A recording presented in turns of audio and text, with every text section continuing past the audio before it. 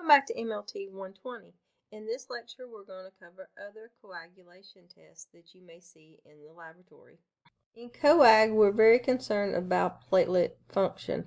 Platelets are involved in primary hemostasis, which we've mentioned already in previous lectures. But just to remind us, adhesion is the platelet's ability to stick to the subendothelial lining or the subendothelial collagen. And aggregation is the platelet's ability to stick to each other. And for aggregation to occur, platelets must secrete substances like alpha granules and dense body contents. So let's talk about what those are. Alpha granules help with inflammation and platelet adhesion to other platelets. And dense body contents are membrane-bound components that hold things like ADP and ATP and serotonin. And these contribute to additional platelet activation and aggregation. So platelet function is very important to the whole coagulation process. So as we discussed in our previous lecture on coagulation tests, the bleeding time test is to detect platelet function abnormalities. It's affected by both the platelet number and the platelet function due to inherited or acquired diseases of platelets within a patient. Bleeding time will be increased in von Willebrand disease. Why? Because von Willebrand factor helps platelets stick together, and if von Willebrand factor is not normal or is absent, the platelets cannot stick together. Next is platelet aggregation test. Substances that can induce platelet aggregation include collagen, ADP, epinephrine, thrombin, serotonin, arachidonic acid, resticetin, snake venoms, fibrinogen degradation products. And the way that we can measure is using a platelet agronometer. Specimens for this are platelet-rich plasma, and that's sometimes represented by PRP. You get platelet-rich plasma based on the speed and time that you centrifuge your specimen. You spin your samples for less time to get PRP versus our PPP. Remember, our PPP is platelet-poor plasma. And just so you know, if you ever run across the acronym PFP, that is platelet-free plasma. And in this particular test, we're going to incubate our samples at 37 degrees Celsius, and we're going to incubate in our platelet agronometer. And I should have pointed this out before. This is an example of a platelet agronometer, and this is welded on the front of the analyzer where you'll be sticking your tubes or your samples into for them to read the sample. You're going to add the platelet agonist to the platelet-rich plasma and incubate again at 37 degrees Celsius. You're going to have a primary and secondary wave of aggregation. Different agonists are going to have different characteristic curves. Patients with severe von Willebrand disease, aggregation to resticetin is absent. So that's going to give you a little bit of a heads up if a patient may have von Willebrand disease. The last thing I want to point out on this slide is just this small little centrifuge that is specially designed to spin down plasma to get the exact amount of platelets that you want in your plasma. It has an option for platelet-rich plasma, your PRP. It also has an option for PPP, your platelet-poor plasma, and then the PFP, your platelet-free plasma. So if you're doing a lot of coag tests and you need a particular type of a sample, these little centrifuges come in really handy to get your sample spun down exactly correctly and at the right speed and the right time. The next coag test we're going to learn about is the TT test, or the thrombin time test. It is a test that tells us the time that is required for thrombin to convert fibrinogen into an insoluble clot. So the reagent that we're going to add to the specimen is thrombin. The TT test, or the thrombin time test, does not help us measure defects in either of our coag cascade pathways, the intrinsic or the extrinsic pathway. The level of fibrinogen or the function of fibrinogen in the body is going to affect the thrombin time test. The normal values for the TT test is anywhere between 14 to 18 seconds long.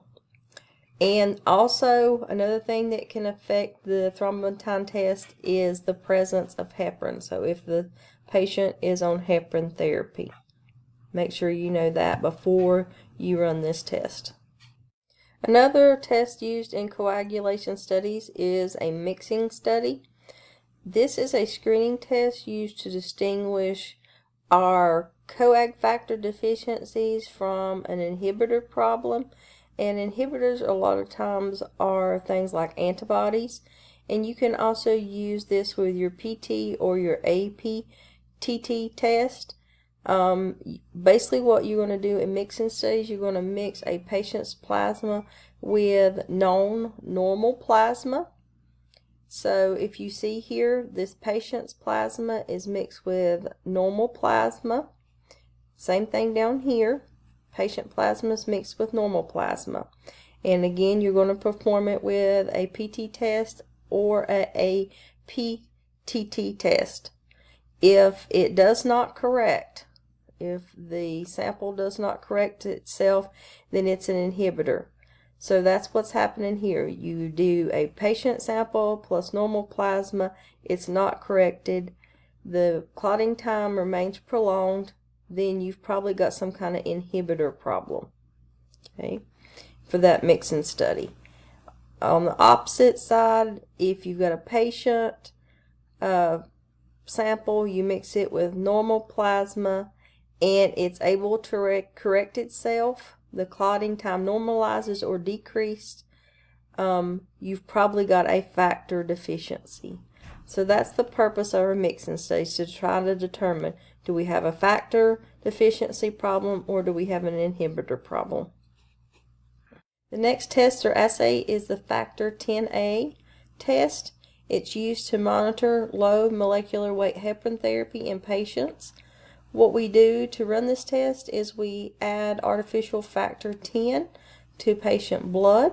So if you look over here to our image, you have factor 10 going into the sample. This is our patient sample down here in this tube or beaker.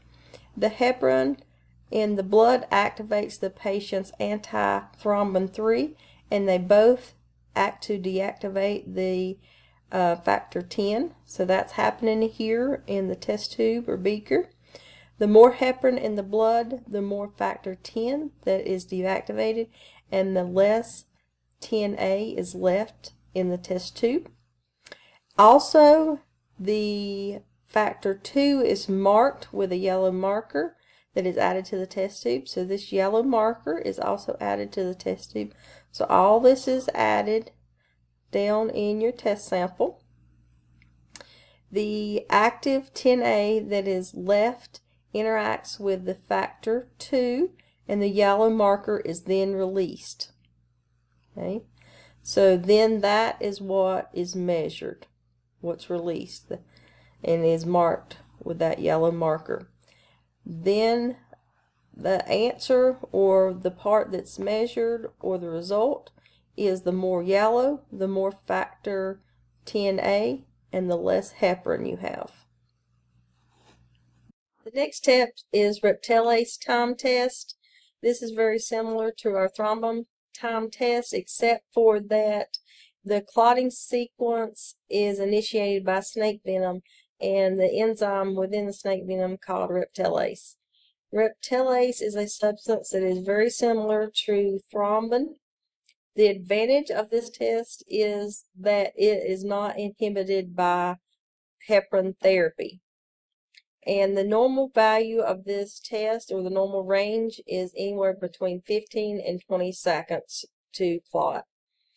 And you can see here, this is just showing the procedure in which people go through to collect venom from snakes, and this is just showing the structure of the reticulase enzyme.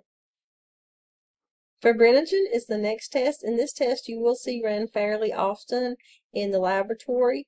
It's used to measure the amount of fibrinogen in a patient's plasma.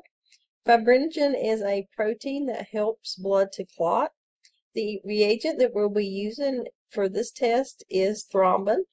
And in your automated coag analyzers, you're going to be incubating samples at 37 degrees, just like a lot of the other samples for coag test. And the normal range for fibrinogen is anywhere from between 200 and 400 milligrams per deciliter. The last test that we're going to discuss is the D-dimer test. The plasmin attacks fibrin clots and fibrinogen in the body. The action of the plasmin on fibrinogen yields fibrinogen degradation products, or FDPs. But the action of plasmin on fibrin produces linked fibrin containing D-dimers. Okay, and you can see this over on the image. This particular test can be measured quantitatively or qualitatively. If this test is negative, it can help rule out venous thromboembolism, which is an obstruction of blood vessels by a blood clot that has become dislodged from another site. Also, this is a key diagnostic test for DIC.